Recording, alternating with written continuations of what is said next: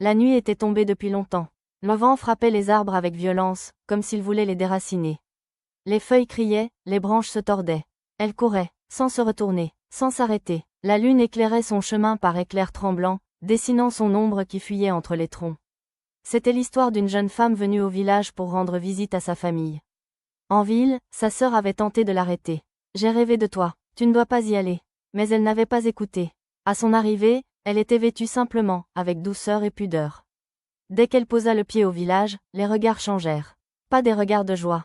Des regards qui évaluent. Le roi était mort. Et dans ce village, quand le roi meurt, il ne part jamais seul. On choisit une jeune fille. Pure, belle, sans tache. Elle ne savait rien. Sa grand-mère l'accueillit à bras ouverts, le sourire trop large, trop insistant. Puis vinrent les proches du roi. Ils la saluèrent comme une reine. Tout le monde semblait heureux de sa venue. Elle se posait la question. Pourquoi tant d'attention? La réponse était simple. Elle était la seule. La nuit venue, sa grand-mère lui dit doucement. Va te reposer. Demain sera long. Elle se leva avec une lampe à pétrole et monta les escaliers. À mi-chemin, une voix de femme, calme, presque triste, murmura. Sors d'ici. Pars tant que tu peux. Elle s'arrêta. Personne. Puis un souffle passa sur son épaule. Froid, lourd. Elle frissonna, et continua. Le matin, le village était en fête. Rire, chants, sourires forcés. On la traitait avec un respect étrange. L'après-midi, sa grand-mère lui interdit de sortir.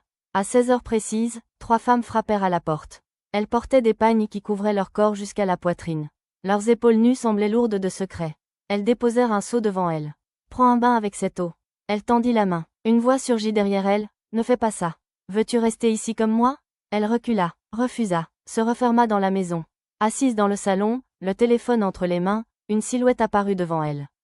Une femme, transparente, les yeux vides. Cette nuit, ils viendront te prendre.